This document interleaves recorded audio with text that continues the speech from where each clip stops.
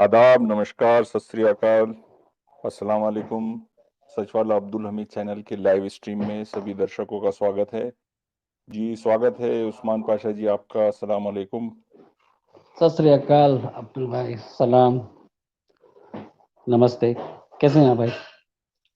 जी sir, एकदम बढ़िया हूँ। आज का दिन बहुत अच्छा है। सचवाला जी और एडम जी दोनों मिलकर के एक बहुत ही अच्छे उन्वान पे बात करेंगे। जी। ईसा इब्ने मरियम कुरान के हीरो, इस टॉपिक पे बात करना है। हम्म। और कुरान में जितने मर्तबा ईसा का जिक्र आया, मूसा का जिक्र आया, और टोटल 18 नबियों का जिक्र कुरान में आया, जी। जिसमें से 4 मर्तबा मोहम्मद का जिक्र आया। जी। लेकिन जो प्रिविलेजेस हैं, जो शक्तियां हैं, और जो ताकतें नबियों को अल्लाह की तरफ से दी जाती है, तो हम्म। उनमें सबसे आला और अफजल नबी ईसा इब्ने मरियम है। इस बात के रिसर्च में कुछ चीज़ें सामने आई, तो ये स्ट्रीम और ये टॉपिक हमने रखा है। तो ये टॉपिक को देख करके क्या लगा उस्मान भाई आपको? नहीं, ये टॉपिक तो बहुत ही जबरदस्त टॉपिक है, उसमें कोई भी शक नहीं है। और ये सच वाला जी अपनी स्ट्रीम में वो 1000 बार बोल चुके हैं, और इस टॉपिक में एडम भाई के अलावा कोई बात ही नहीं कर सकता है।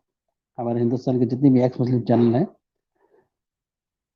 जी तो ये जो कॉम्बिनेशन है एकदम डेडली कॉम्बिनेशन है। और मुझे पूरी उम्मीद है कि आज की जो स्ट्रीम है बहुत, बोलते हैं ना, दमादम मस्त कलंदर वाली है। जी। सोमेश जी, ये लाइव है, चल रहा है, ठीक है ना? जी भाई। और जी। तो ये स्ट्रीम लाइव है हमारी। रिकॉर्डिंग वाली स्ट्रीम तो लगभग हमने बंद ही कर दी है। अभी हम सिर्फ लाइव स्ट्रीम ही चला रहे हैं। जी। तो मैंने लिंक दे दिया हूँ एडम भाई को भी और सचवाला जी को भी, वो अभी जी। जुड़ जाएंगे। तो जी। उस्मान भाई, जैसे कि आप पूछ रहे थे कि ये ईसा और जीसस का फर्क, आप क्या सवाल था आपका, जरा बताइए आप, तो हम एडम भाई से भी नहीं। करेंगे वो सवाल। हाँ, उस सवाल मेरा ये था कि भाई वो ईसा में और जीसस क्राइस्ट में क्या फर्क है? अरे ये ये था तो ना मेरा सवाल। बहुत हायर ऑर्डर क्वेश्चन है भाई, गहरा सवाल है। हाँ। दोनों भी एक्सपर्ट्स आएंगे और हाँ। इस पे रोशनी हाँ। डालेंगे। और ये आज आए, अगर ये हमारे एडम भाई आएंगे ना, वो ऐसी फायर करने वाले, AK-46 है, नो आइडिया, लेकिन फायरिंग बहुत सॉलिड होने वाली है इस मुद्दे। हाँ। कि और आपको एक मैं दिल की बात बोलूं अब्दुल भाई, जी ये क्योंकि मेरी तो सारी जिंदगी ये वेस्टर्न कंट्री में निकली है।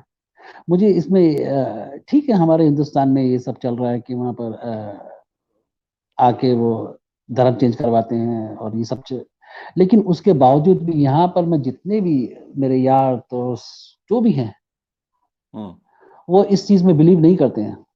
तो मुझे ये फील होता है कि ये एक कोई ऑर्गेनाइजेशन है जो ये काम हम्म करती है। लेकिन वो सब होने के बावजूद भी जो हमारी जो सोसाइटी है और हमारे देश में इतना असर पड़ने वाला नहीं है। आप समझ रहे हो?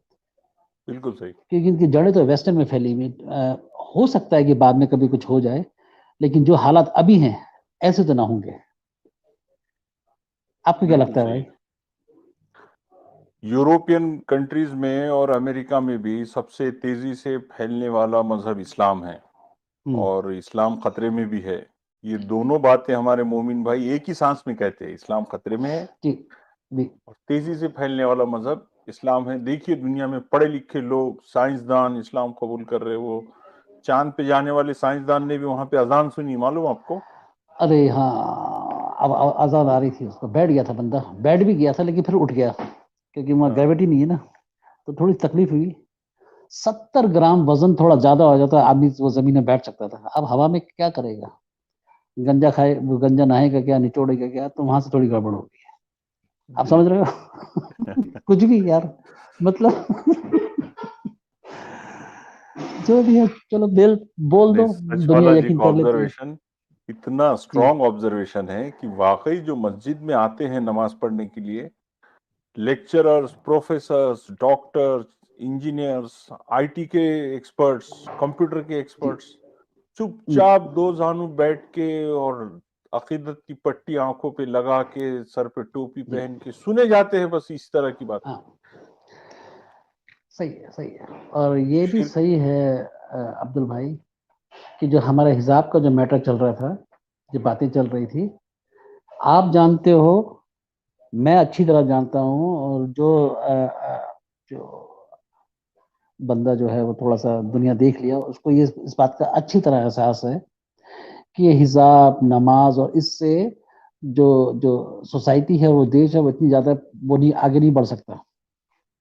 मेरे कहने का अर्थ ये है कि एक मेरे बहुत अच्छे जान पहचान के दोस्त हैं, वो आईटी के बहुत हाई प्रोफाइल चीज हैं, जी। और वो मुझे कहानी सुना रहे थे कि उन्होंने बंदे को हायर किया, मोमिन था, और वो दिन में 5 बार अपनी जगह से गायब है। जब फोन करो वो अपनी सीट पे नहीं है, तो उसको जब पूछे भी कहाँ है तू अपनी सीट पे, इतने इम्पोर्टेंट वो है, इतना इम्पोर्टेंट वो क्लाइंट मीटिंग है, है, और उसके काम है, इतने। आया क्यों नहीं हाँ, भैया तू? हाँ, हाँ। हाँ।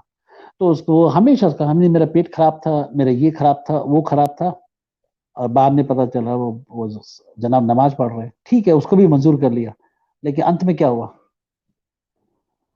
अंत में क्या हम्म। हुआ? उसको जॉब छोड़ना पड़ा, उसको निकालना पड़ा, कि जो काम ही आगे नहीं बढ़ पा रहा। और वो इंटरनेशनल कंपनी की बात कर रहा हूँ, ये मैं छोटी हम्म। मोटी कंपनी की बात नहीं कर रहा हूँ।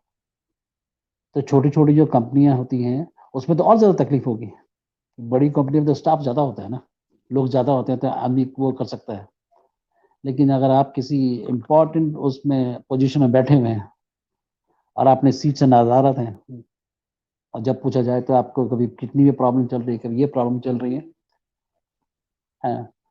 और वो जो ड्रेस कोड है, सो जो आप ऑफिस में आते हैं, वो भी कुछ अलग तरीके का है। तो यार, बात निकलेगी दूर तक जाएगी, दुनिया जानती है, और ये बातें चल रही हैं। ये तो मैं अपनी आंखों से देखा हूँ, कोई भी शक नहीं है।